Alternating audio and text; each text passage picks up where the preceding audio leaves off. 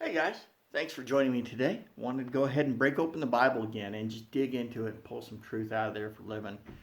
And I wanted to look today at one of the figures from the Old Testament, a guy by the name of Joshua. And so he was a unique person. He followed Moses as the leader of Israel. And so if you look back in the Old Testament, throughout the book of Exodus, you see Moses is painted up as this, as far as humans go anyway, as larger than life. I mean, he was the man who was the deliverer. There's basically two people in the Old Testament that really stand out among all the patriarchs, and that's Abraham, who kind of started the whole Jewish family and religion, and then there's Moses, who is called the lawgiver. Not that he gave the law, but he actually is the one who passed the law from God to the people and told them how to live. And so Moses had been leading the Israelites, kid you not, for 40 years. And he started when he was 80. So he was an older man, presumably wise for those years, and God took him to the ripe age of 120, leading the people of Israel from Egypt through the desert to the promised land. And when they first got to the promised land,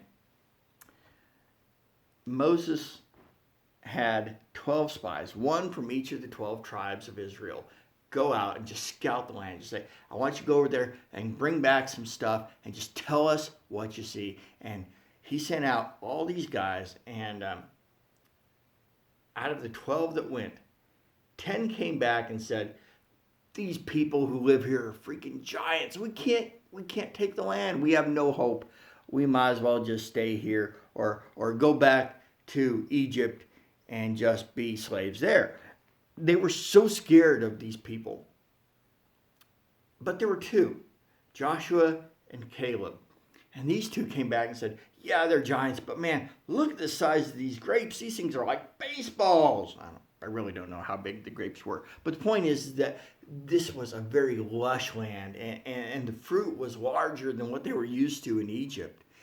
And so they were excited, not because of what was there, but because who was going with them. And Moses saw that in Joshua, and he took Joshua under his wing and trained him up to be the next leader. And so he spent years following Moses around and watching Moses lead the Israelites. And so after such a long time, get used to being second in command. Suddenly Moses is dead and gone, and you got to step up. And so God comes at him, and he says this in Joshua chapter 1. It says, after the death of Moses, the Lord's servant, the Lord spoke to Joshua, son of Nun, Moses' assistant. He said, Moses, my servant, is dead. Therefore, the time has come for you to lead these people, the Israelites, across the Jordan River into the land I am giving them. I promise you what I promised Moses. Wherever you set your foot, you will be on land I have given you.